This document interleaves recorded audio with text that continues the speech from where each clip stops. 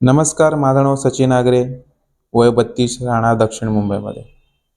मी लेन्सकार्ट कंपनीमध्ये काम करतो. होम ट्राय ऑन डिपार्टमेंटमध्ये गेले 4 वर्ष. होम ट्राय ऑन डिपार्टमेंट एक असं डिपार्टमेंट आहे, जो आय चेकअप तुमच्या घरी येऊन किंवा तुमच्या ऑफिसमध्ये येऊन करतं. गेले 4 वर्ष मी हा जॉब खूप सुखाने करत आहे. आजही सुखाने करत आहे आणि भविष्यात करत राहील.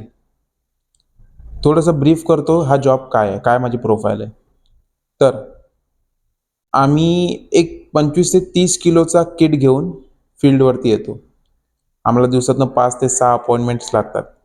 एक्झाम्पल घेतो एका अपॉइंटमेंटचा. एक कोणी XYZ आहे, त्यांनी मला घरी बोलवलेलं आहे. अपॉइंटमेंट बुक केली लेन्सकार्टच्या ॲपवरून. आम्ही गेलो आणि जाऊन चेकअप केलं. चेकअप करण्यासाठी पण आमच्या काही क्रायटेरियाज आहेत. क्रायटेरिया असे आहेत, की आम्हाला घरामध्ये किमान 12 फीट जागा लागते चेकअप करण्यासाठी. म्हणजे 1 फीटवरती कस्टमर बसणार, त्याच्या 10 फीटवरती आम्ही आमचा व्हिजन चार्ट लावतो. त्या व्हिजन चार्टची जागा ऑलमोस्ट 1 फीट पकडा आणि मधला जो स्पेस आहे तो 10 फीटचा. म्हणजे मिनिमम 12 फीट आम्हाला जागा लागते. लहान मुलांचं म्हणजे वय वर्ष 14 पेक्षा कमी ज्यांचं वय आहे त्यांचं चेकअप आम्ही करत नाही. आणि वय वर्ष 75 च्या पेक्षा जास्त ज्यांचं वय आहे त्यांचंही चेकअप आम्ही करत नाही.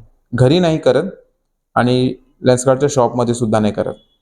कारण त्यांना डॉक्टर रेकमेंडेशन आहे. त्यांचे जे नंबर्स येतात ते ॲक्च्युअली कधी प्रॉपर येतात, कधी प्रॉपर नाही येत. तर कुठलाही ऑप्टिकल ती रिस्क घेत नाही आणि त्यांना डॉक्टरांना दाखवायला सांगतो.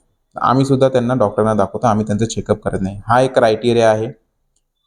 3ऱ्या माळ्यापेक्षा वरती जर यायचं असेल तर लिफ्ट मॅन्डेटरी आहे बिल्डिंगमध्ये. जर तुमच्या बिल्डिंगमध्ये लिफ्ट नसेल, 3 पेक्षा जास्त माळ्यावर जायचं असेल तर आम्ही येऊ शकत नाही. कारण की जी 25 ते 30 किलोची जी बॅग आहे, ती उचलून पाठीवर घेऊन जाणं खूप कठीण गोष्ट आहे. ते ह्या काही आहेत गोष्टी. आणि तुम्ही जर समजा स्लममध्ये बोलवत असाल, तर स्लममध्ये खूप आतमध्ये जर तुमचं घर असेल, तरीसुद्धा आम्हाला आतमध्ये येणं पॉसिबल नाही आहे. म्हणजे ॲटलीस्ट 50 टू 100 मीटरवरती तरी आमची बाईक तुमच्या घरापर्यंत पोहोचली पाहिजे. तर आम्ही ते सुद्धा अव्हॉइड करतो. आम्ही जात नाही. सेम कारण आहे, आमची बॅग खूप हेवी आहे. ती पाठीवर घेऊन आतमध्ये जाणं पॉसिबल नाही आहे. ठीक आहे. आता सर्व्हिसबद्दल. तर आम्ही कुठल्या कस्टमरच्या घरी जातो. तिकडे जाऊन आधी चेकअप करतो. डिजिटल चेकअपसुद्धा करतो आणि मॅन्युअल चेकअपसुद्धा करतो. चेकअपमध्ये आमच्या 12 स्टेप्स असतात, त्या आम्ही फॉलो करतो. एकदा का नंबर आमचा ॲक्युरेट आला, की कस्टमरला आम्ही रिपोर्ट जनरेट करून देतो. ते रिपोर्ट कस्टमरला भेटल्यानंतर आम्ही जर कस्टमर इंटरेस्टेड आहे, की त्याला फ्रेम पण बनवायची आहे, तर त्याला आम्ही आमच्या फ्रेम्स दाखवायला सुरुवात करतो. अराउंड 100 टू 150 फ्रेम्स आम्ही कॅरी करतो. तर त्याच्यामध्ये युनिसेक्स फ्रेम्स, थोडे लक्झरी ब्रँड आणि इकॉनॉमी ब्रँड सगळं घेऊन जातो. ऑफर्स कस्टमर्सला आम्ही समजावतो, काय डिस्काउंट्स रन होतात ते समजावतो. आणि जर कस्टमर रेडी असेल तर त्याची ऑर्डर तिकडंच क्लोज करून आम्ही बाहेर निघतो. ॲव्हरेज 5 ते 6 लीड आम्हाला लागतात. आणि ह्या 5 ते 6 मध्ये निदान 1 किंवा 2 कॅन्सलेशन सुद्धा असतात. कॅन्सलेशन म्हणजे त्याच्यामध्ये कस्टमर कधी-कधी अवेलेबल नसतात. काही एमर्जन्सीमुळे त्यांना बाहेर जावं लागतं. घरी कोणी आजारी आहे, तर आम्ही जात नाही. किंवा कस्टमरचा मूड स्विच झाला, की म्हणजे आज मी बोलवलंय पण नको, मला घरी नाही जायचंय, मला दुकानात जायचंय किंवा मी माझ्या सो अँड सो मित्राच्या दुकानात जाऊन बनवेल, मला तुमच्याकडून सर्व्हिस नको. तर कस्टमर आपला माइंड चेंज करतो आणि अपॉइंटमेंट रद्द करतो. तर असं 6 लीड लागल्या तर 4 अटेंड होतात आणि 1 किंवा 2 कॅन्सल होतात आमच्या. तर असं आमचं अटेंडन्स असतं. फाईट फक्त आम्हाला एवढी मारायला लागते, की कस्टमरला कन्व्हर्ट करणं. ह्याच्या व्यतिरिक्त काही नाही. आता प्रत्येक कंपनीमध्ये मार्केटिंग आणि सेल्स हे दोघे असतात. मार्केटिंग प्रॉपर झाली, तर सेल्सवरती जास्त फाईट मारायला लागेल आणि जर मार्केटिंग प्रॉपर नाही झाली, तर सेल्स खराब होऊन जातो. तर हेच आमच्याबरोबर कधी ना कधी होतं.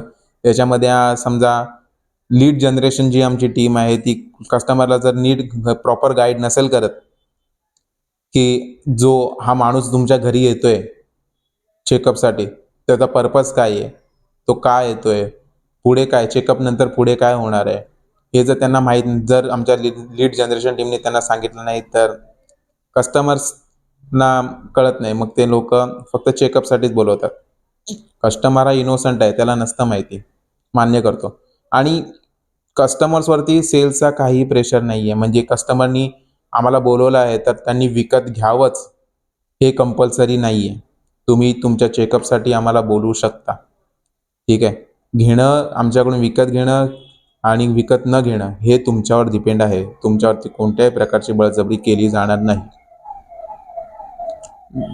त्यानंतर आम्ही जेव्हा तुम्हाला ऑफर आम्ही म्हणजे जेव्हा चेकअप करायला येतो, तर एकदा आवर्जून आम्हाला विचारा, की आम्ही फ्रेम्स आणले आहेत का? ठीक आहे. आणि जर तुम्हाला खरंच वाटतं, की वरती आहे ही सर्व्हिस, तर एकदा चेकअप नंतर आमच्या फ्रेम्स एकदा बघा, की आमच्याकडे काय व्हरायटीज तुम्हाला जर ऑब्व्हियसली तुम्हाला जर व्हरायटीज आमच्या आवडल्या नाही, तर तुम्ही आम्हाला नको बोलू शकता. ते मान्य आहे. पण जर तुम्ही आम्हाला बोलाल, की "नको, आम्ही चेकअप केलाय, आता मी फ्रेम शॉपमध्ये जाऊन घेऊ." तर ते थोडंसं आम्हाला पेनफुल वाटतं.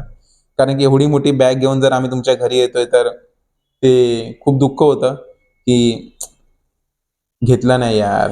कारण एवढी मेहनत केली, 3 माळे चढलो, 30 किलोची बॅग पाठीवर घेऊन, एकदा फ्रेम बघितल्या पण नाही. तर ते आमच्या मनामध्ये थोडं लागतं.